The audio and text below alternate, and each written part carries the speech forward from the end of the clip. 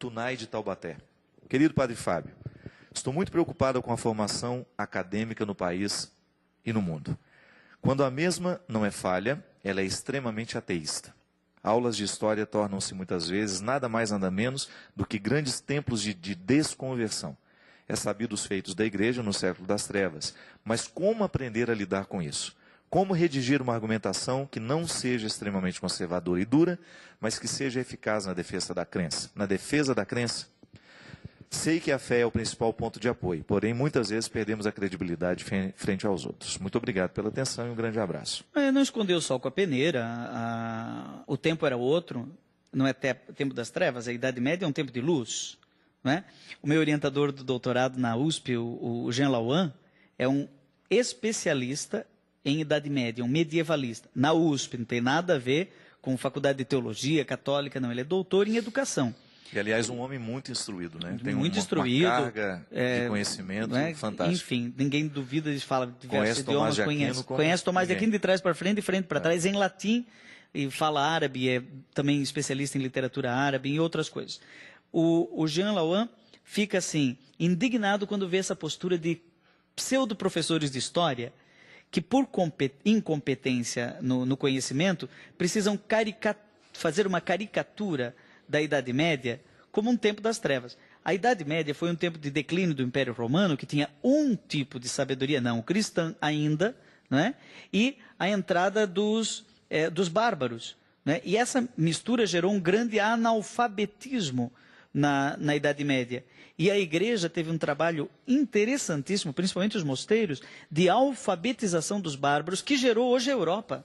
Né? Por isso que São Bento, o pai do monaquismo ocidental, dos beneditinos, né? São Bento, é patrono da Europa. Os beneditinos tiveram um trabalho intenso de preservação da cultura nos mosteiros, diante da barbárie que estava acontecendo, né? E essa barbárie não era cristã, eram povos vikings, eram povos normandos, eslavos, que foram vindo para dentro da Europa, conquistando o território, conquistando o território e trazendo a sua barbárie. Eram analfabetos. E houve um grande processo de alfabetização, de pedagogia. A pedagogia moderna nasce ali, a Didacta Magna, é dali, é do tempo que está dizendo tempo das trevas, é um tempo de luz. Então, se fizer justiça ao trabalho de monges na Idade Média, vai se descobrir que esse tempo foi um tempo de construção do tempo moderno. Foi uma antecipação do século, dito século das luzes, século XIX, né? Diz-se que o século XIX foi o século das luzes. Por quê? Porque se inventou a energia elétrica, ou porque se inventou a máquina a vapor, porque houve a revolução industrial, mas e a revolução comercial? E o processo de urbanização, no qual os mosteiros tiveram grande importância? Quem inventou a cerveja? Já deve ter sido um pagão, um ateu? Não, foram os monges. na Alemanha. Né? E às vezes, padre, prevalece também aquela coisa de que é como se a pessoa fosse um pouco menos inteligente quando ela diz que crê em Deus, né? Isso às vezes dentro das universidades acontece muito. Eu vi dentro do contexto da filosofia, quando eu estudava filosofia, quando eu fiz a faculdade, o ateísmo era uma coisa que parecia sofisticada, né? Ele é mais inteligente do que todo mundo porque ele é ateu, né? E às vezes tem um pouco essa impressão, né? Eu conheço bem essa história dos ateus. Que a fé é uma segunda grandeza, né? Eu conheço bem essa história dos ateus. Meu tio, de saudosa memória, que eu chamava de Tutu, desde criança, tio Rufino, era professor de história na Universidade Federal de Florianópolis e se declarou a vida inteira ateu, claro. Professor de história na Universidade Federal, tinha que ser ateu, era chique. Ser ateu, era chique. E ele costumava dizer, eu sou ateu, graças a Deus. Quando ele foi fazer a sua cirurgia de carótida que o levou à morte, ele olhou para a filha, que também não tinha uma religião muito definida, e disse assim, por favor, reza por mim. Quer dizer, na hora do medo, aí a fé vem. Eu nunca vi um ateu diante da morte. Mesmo no leito de morte, o ateu vira... Eu acho muito interessante, porque você deve ter tido contato com a obra dele, o Joseph Campbell, né? Que é um grande especialista em mitologia, né? E ele foi um homem também muito cético ao longo de toda a vida dele. Mas o que era interessante? Ele tinha dificuldade de crer em Deus, mas em nenhum momento ele desprezava a força do discurso religioso. E muito pelo contrário, ele investigou esse discurso religioso. E segundo os relatos da própria esposa, né, ele morreu muito sensível à fé. Morreu acreditando. E às vezes o que a gente percebe é que dentro das universidades, esses céticos exercem esse ceticismo com muita arrogância. É como se a fé fosse um discurso de segunda grandeza, como se acreditar em Deus fosse uma bobagem. Mas muitas vezes ele não acredita no Deus que ele próprio... No outro programa você falou que algumas pessoas fazem Deus, criam um Deus à sua imagem e semelhança. O meu tio tinha um Deus à imagem e semelhança dele, que era um Deus no qual eu também não creio. Há muitos ateus que eu conheço que quando começam a falar da imagem de Deus que eles têm, eu também sou ateu. É verdade. Eu falo assim, desse teu Deus... Não merece nem respeito, né? Eu sou ateu. Não acredito nessa imagem. Queiruga tem uma reflexão muito interessante no livro dele, Do Terror de Isaac ao Abade de Jesus, ele fala justamente isso. Ele diz que o que faz crescer o ateísmo no mundo são as caricaturas do sagrado. Quando nós começamos a construir uma imagem de Deus, que aquele Deus ele é pior do que nós. Então, um Deus que mata as crianças, um Deus que manda, que distribui o câncer no mundo, que distribui os acidentes, né? Quando essas pessoas têm essa... Que joga dados, como diria Einstein, né?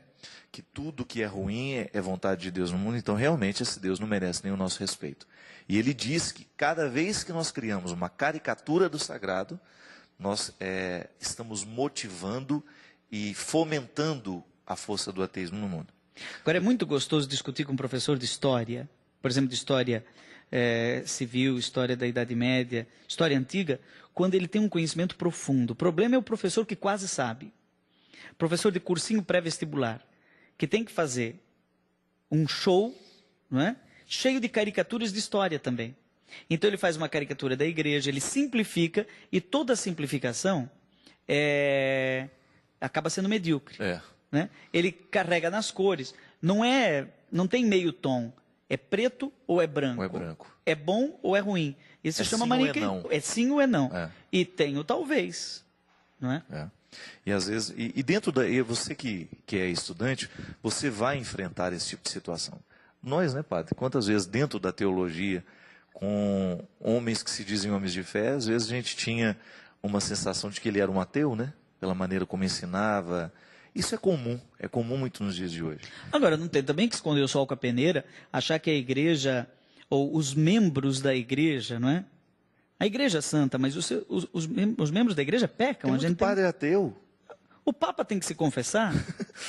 Às vezes a gente encontra padres ateus, se você vai percebendo assim que ele já não acredita mais, já foi perdendo a força de Deus dentro dele. Talvez pelo excesso de trabalho, às vezes. Esse ateísmo prático é pior do que o ateísmo teórico, né? É muito ruim, justamente. Ele continua professando a fé, mas vivem como se Deus já não existisse mais. Porque o meu tio era ateu teórico, mas viveu procurando, inquieto. É aquilo que a oração eucarística fala, os que buscam a Deus de coração sincero. Continuava discutindo, a biblioteca dele era cheia de livros de teologia, livros de religião, mesmo o Poder do Mito, do Campbell, ele tinha, não é? E ficava querendo discutir esse assunto o tempo inteiro. Às vezes você encontra um padre que não quer mais discutir religião. Já perdeu a graça, né, disso tudo, né? Perdeu a graça. Perdeu a graça, está desgraçado. É terrível isso. Outro dia eu estava vendo o Jô Soares entrevistando um repórter, muito inteligente o repórter. Eu achei interessante porque, num determinado momento da entrevista, o Jô virou e falou assim, você acredita em Deus? E ele parecia que tinha ficado constrangido em dizer que acreditava. Por estar diante do Jô Soares, sei lá o que passou na cabeça dele. E ele assim, acredito, Jô. Aí o Jô percebeu isso. Falei, não tenha dificuldade, eu também acredito. Aí o Jô Soares usou a expressão, sofisticado é acreditar em Deus. Não é mais essa bobagem de que sofisticado é ser ateu. Mas é isso. A fé é inteligente, né? Fé inteligente é bonita. O importante, padre, é que dentro do contexto das universidades, sobretudo quando a gente enfrenta esse tipo de coisa, busque conhecer a sua fé. A melhor forma de discutir com essas pessoas é você ter esses argumentos que o padre, por exemplo, apresentou, que muitas vezes nós desconhecemos. Exatamente, vai estudar. Vai estudar. Se você quer realmente, não banque o idiota. Se você não tem o que dizer sobre aquele determinado assunto, é melhor você ficar calado na hora, para você não desmoralizar ainda mais a igreja. Fábio, não precisa nem ir numa universidade civil. Um seminarista me disse, padre, comecei a fazer teologia e Estou perdendo a fé. A fé, é. Falei, ué, está perdendo a fé fazendo teologia? Ah, é, porque imagina... E aí são mitos que vão caindo daquela fé pequena. Então, quando o conhecimento se alarga, nós entramos em crise. A fé não cabe mais naquela sainha da menina, não é? Que vai adolescendo e ela não pode ficar com a sainha de 12 anos, ela já está com 17, né? E Então, essa fé tem que ser perdida mesmo, né? Ela tem que dar lugar a uma outra nova. vai comprar né? roupa nova. A né? Sagrada Escritura que diz que antes a gente se alimenta de leite, mas depois nós vamos precisar comer alimentos sólidos. Tem seminarista né? no terceiro ano de teologia, Querendo que eu vejo em leitinho crise, ainda. ou sendo uma menina com a saia de 5 anos, mas já tem 17. Fica ridículo, né? Não cabe. Ela Pode fica ser um se menino espremendo. de causas, né, padre? Ou também é. Então, tem que crescer. Muda a roupa.